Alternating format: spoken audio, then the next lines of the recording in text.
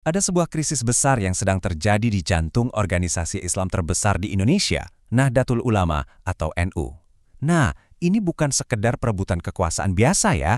Ini adalah sebuah bentrokan sengit yang benar-benar menguji fondasi aturan main internal mereka.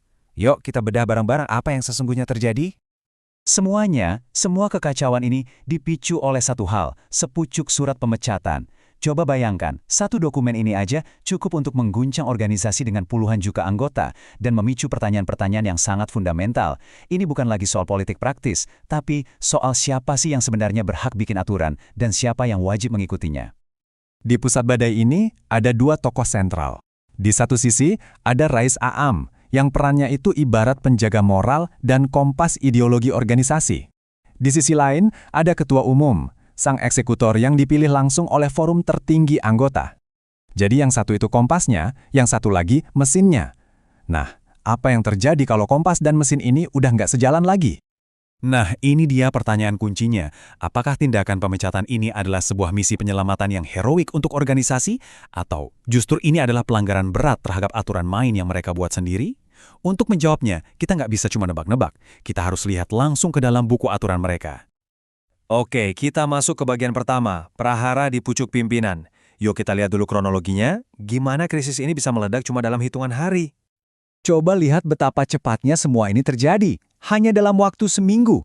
Situasi berubah drastis dari yang tadinya cuma rapat internal, tiba-tiba jadi ultimatum, lalu ada penolakan, dan puncaknya, boom, surat pemecatan yang mengguncang seluruh organisasi.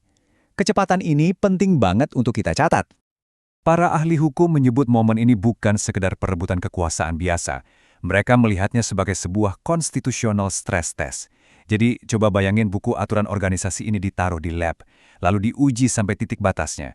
Pertanyaannya, apakah aturan itu bakal tetap kokoh atau malah retak di bawah tekanan sebesar ini? Oke, bagian 2. Dua kekuatan bertemu. Biar kita paham akar masalahnya, kita perlu kenal dulu dua pilar kekuasaan utama di dalam NU, Syuriah dan Tanfiziyah. Dua kekuatan yang sekarang lagi berhadap-hadapan. Pertama, ada yang namanya Syuriah, yang dipimpin oleh Rais Aam. Di dalam ADART NU, posisi mereka ini jelas banget, pimpinan tertinggi. Tugas utama mereka adalah mengarahkan dan mengawasi.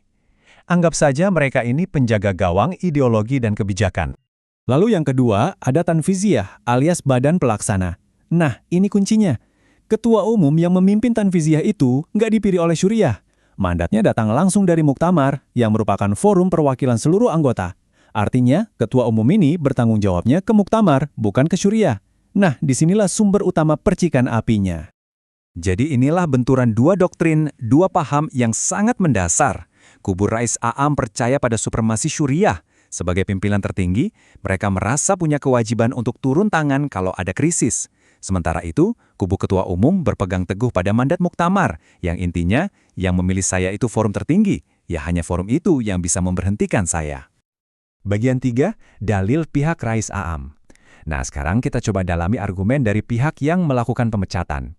Apa sih justifikasi mereka sampai berani mengambil langkah yang begitu drastis? Logika mereka tuh kira-kira begini. Sebagai pimpinan tertinggi, mereka punya tanggung jawab moral untuk menyelamatkan organisasi dari bahaya. Ultimatum 3 hari itu, menurut mereka, adalah kesempatan terakhir. Jadi saat ultimatum itu ditolak, pemecatan dianggap terjadi secara otomatis. Sebuah konsekuensi yang nggak bisa dihindari lagi. Tentu harus ada alasan substantifnya kan? Nah, pihak Syuriah menuduh ketua umum melakukan 2 pelanggaran berat. Pertama, pelanggaran ideologis, karena mengundang pembicara yang dianggap punya afiliasi pro-Zionisme. Dan kedua, masalah tata kelola keuangan yang dinilai bisa membahayakan status hukum NU sebagai sebuah organisasi. Oke, sekarang kita pindah ke bagian 4, gugatan dari pihak ketua umum. Kita lihat dari sisi sebaliknya. Gimana cara ketua umum melawan? Nah, argumen mereka ini fokus pada 2 hal utama, prosedur yang salah total dan forum yang nggak punya wewenang. Pembelaan mereka itu intinya adalah sebuah tantangan langsung. Kalian itu nggak punya wewenang. Mereka bilang mandat ketua umum itu datangnya dari Muktamar. Jadi pertanyaannya, kok bisa sebuah forum yang levelnya lebih rendah, seperti rapat harian, membatalkan keputusan dari forum yang paling tinggi? Nggak cuma itu, mereka juga menyoroti apa yang disebut sebagai cacat prosedur yang fatal. Pertama, mereka nggak diberi hak untuk membela diri atau klarifikasi, yang dalam tradisi NU itu penting banget dan disebut tabayun. Kedua, surat pemecatannya sendiri dipermasalahkan. Katanya ada watermark draft, dan tanda tangannya pun dinilai nggak sah. Bagian 5, putusan buku aturan. Oke, kita udah dengerin cerita dari kedua sisi kan? Sekarang, saatnya kita panggil hakimnya, yaitu buku aturan NU itu sendiri. Yuk kita buka anggaran dasar dan anggaran rumah tangga mereka untuk mencari tahu siapa yang benar. Pertanyaannya jadi sederhana banget kan?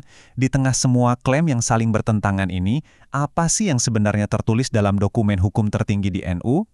Yuk kita lihat langsung aturannya. Ternyata, menurut aturan main NU, prosedur pemberhentian itu sangat hati-hati dan berlapis-lapis. Harus ada surat peringatan 1 dan 2, masing-masing dengan jeda sebulan. Wajib ada hak untuk membela diri. Dan yang paling penting, keputusan finalnya itu harus diambil di forum tertinggi, sekelas muktamar. Jadi, ini adalah proses yang sengaja dirancang supaya nggak bisa terburu-buru. Sekarang, mari kita audit prosedurnya satu persatu. Soal peringatan, aturannya minta 2 surat dengan jeda 30 hari. Yang terjadi, ultimatum 3 hari. Jelas, gagal. Soal forum, aturannya menuntut muktamar. Yang dipakai, ratat harian, gagal lagi. Soal hak membela diri, aturannya menjamin hak itu. Prakteknya, dilarang hadir, gagal total. Bahkan dokumennya pun dianggap cacat secara administrasi. Jadi, di setiap langkah krusial, prosedurnya nggak terpenuhi. Kesimpulan dari berbagai analisis hukum independen pun sangat tegas dan seragam.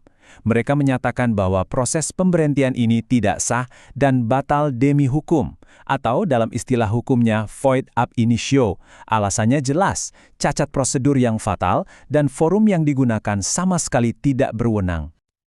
Oke, kita masuk ke bagian terakhir, babak baru NU. Jadi, setelah semua analisis ini, apa artinya? Apa implikasi dari krisis konstitusional ini bagi masa depan organisasi raksasa ini ke depannya? Kesimpulan hukumnya sebenarnya sangat jelas. Secara de jure atau menurut aturan yang berlaku, posisi ketua umum itu tidak berubah sama sekali. Surat pemecatan itu, karena prosesnya cacat dari awal, dianggap tidak punya kekuatan hukum yang mengikat.